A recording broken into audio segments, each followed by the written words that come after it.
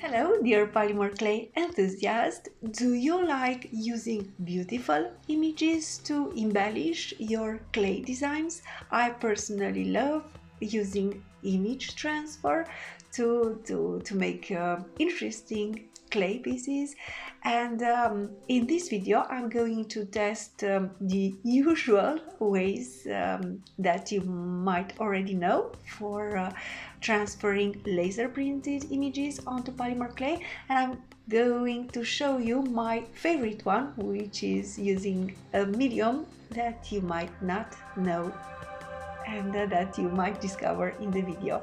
Stick until the end of the video when I'm going to compare the drawbacks and the benefits of each method, and of course showing you the one that I personally prefer.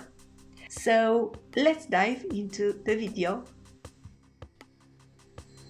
As I said, I'm working with laser printed images, and in fact these are AI generated images, and I am a big proponent of using such beautiful images that you can create yourself. And I'm in fact working on a class on how to make your own designs using free tools, but I'm going to tell you more about this later. So I printed the designs that I want to use in the clay transfer onto laser paper. You will have to keep in mind to flip the images if you want to make earrings. In case of written messages, you also have to flip the image before printing it, so keep that in mind. So I am going to test 4 ways, and I think you might know the first 3 ones, but you might not know the 4th one. And I'm going to start with the traditional ones. So I'm working with white polymer clay, and I always recommend using white or light colors of polymer clay for best results with image transfer. And I'm going to start with the method that I've been using for years, and that was my go-to method for image transfer. I would put a little bit of water on top of the white polymer clay, and I always recommend using white polymer clay or light colors of clay for image transfer for best results. And then I would put the image facing downwards, so the image would be in contact with the white clay, and then I would take the time to rub the image into the clay.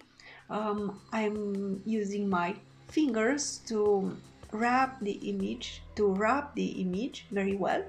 You can use the back of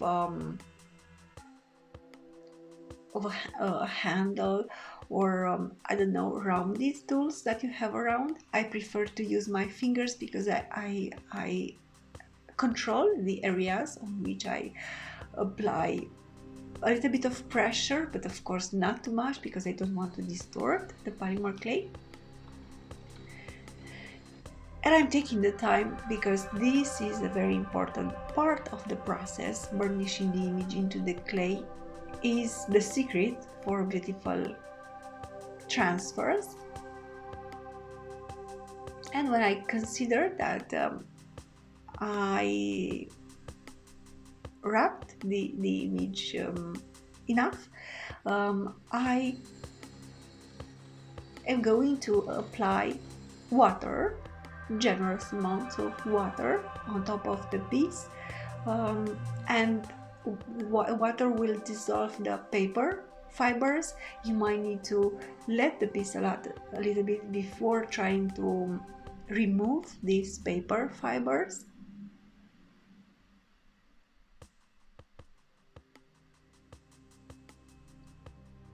And then you'll just have to gently, without touching the clay too much, but on the surface of the clay, you'll just have to gently remove the paper. You'll have to take the time to do this. This is not a process that you can hurry.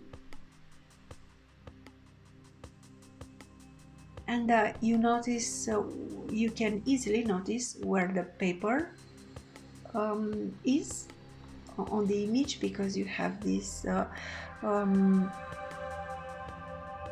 cloudy look in those areas.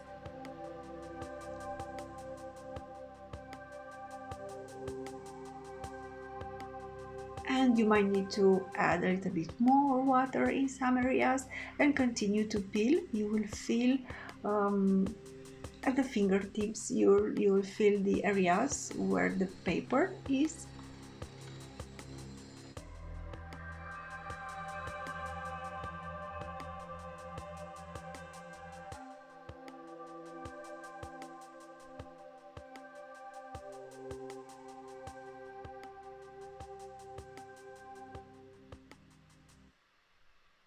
And I might rotate the piece. Sometimes I like to start with the most important element to make sure that I got this part right.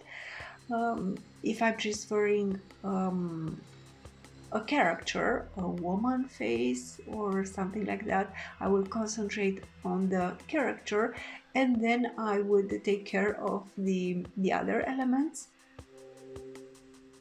because this is going to be the focal area of the piece.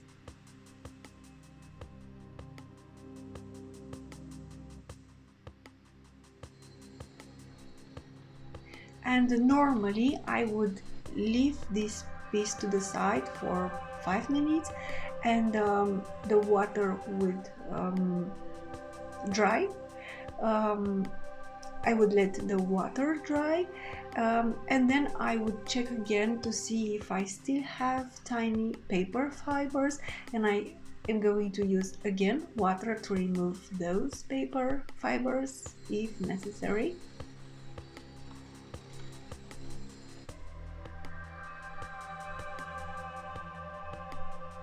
Keep tissue paper handy to dry out the piece. If I have small areas where the design did not transfer very well, and this was because I did not burnish the image well in those areas, I personally like to use mica powders or soft pastels or pan pastel to color those areas, so I don't have to discard the piece.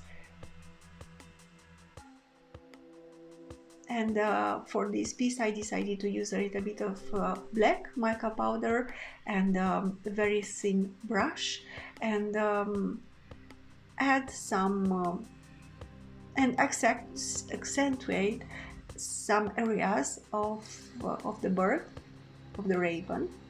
And normally, if I wanted to turn this piece into a pendant, I would use rhinestones. I would put one for the eye of the bird to concentrate the attention of the person looking at the piece, at the jewelry piece, on the raven. But I would also put 3 smaller rhinestones on other elements of the piece to add more interest to the piece and to make it slightly three-dimensional,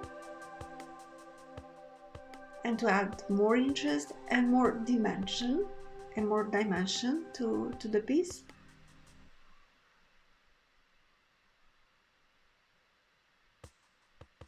And then I would decide how I am going to cut this with a cutter, with a flexible blade, and so on and so forth. But now I'm going to continue with the second method. For the second method, I'm going to use water again, but this time the process is going to be a little bit different, meaning for the second method, again I put the image on top of the white polymer clay facing downward. I burnished the image into the clay, and then I used lots and lots of water, and I soaked the page with water, but then I did not try to remove the paper fibers. Instead, I let this piece for 1 hour, so the paper would be dry again. And then you'll just have to take a corner of the piece and lift it up from side to side. Next, I'm going to use acetone nail polish remover for this technique. So I'm working with the same image. I'm going to apply a little bit of acetone on top of the polymer clay, and you'll have to be very careful when using such a liquid because it is highly flammable, and it is not recommended to have open fire near, to have lit candles or anything. So you need to be very careful when using such transfer medium. So I applied using a makeup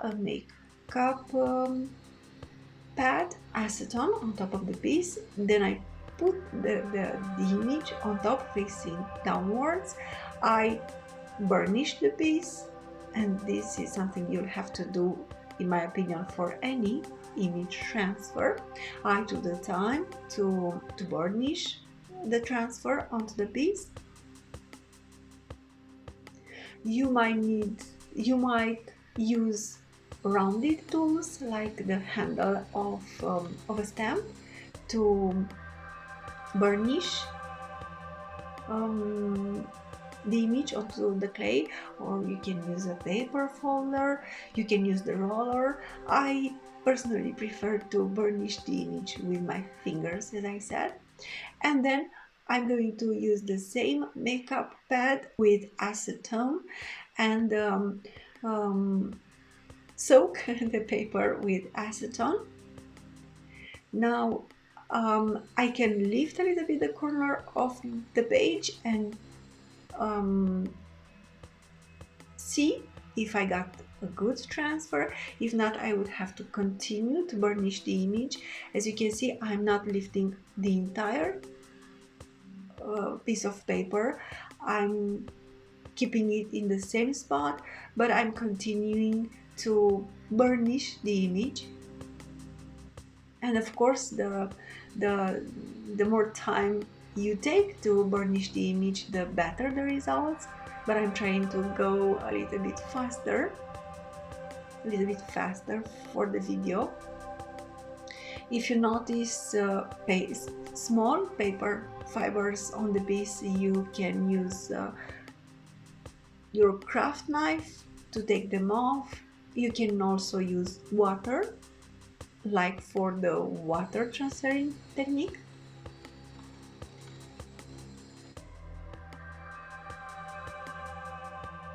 And this is the result with acetone.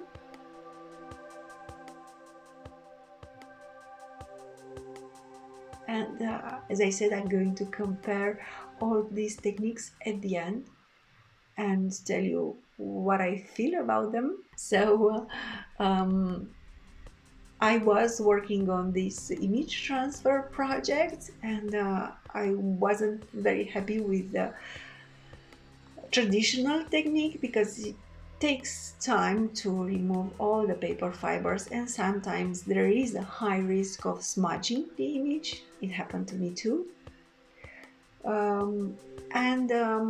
I cut my finger with the craft knife, but it was a minor cut. And while rubbing alcohol on my finger, and then at some point I remember that I did some image transfer onto canvases, I think, using rubbing alcohol. And so I decided to try this transfer medium with laser printed images and polymer clay. So I applied a little bit of rubbing alcohol on top of the piece. I put the image facing downwards. I burnished the image. You will have to take the time for this part of the process.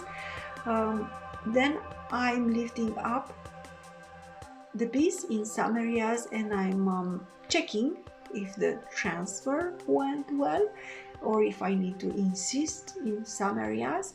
And then normally you can take off the piece. Still, if you have smaller paper fibers on the piece, you can use water and remove those as well. Of course, you'll have to have a very gentle touch. You don't want to smudge the clay, which would smudge the image. And so these are the 4 image transfer techniques that I demonstrated to you, and here are the benefits and the drawbacks of each of the techniques, if there are some. So and now let's analyze together the drawbacks and the advantages of each technique, if there are some. And I will let you judge which image transfer technique you prefer the most. Thank you for watching the tutorial. As always, I encourage you to take this inspiration, to take these ideas and try them in your work with polymer clay. Tell me in the comments which image transfer method you prefer, and of course don't forget to like and subscribe the video, and stay tuned for more inspiration for work with polymer clay.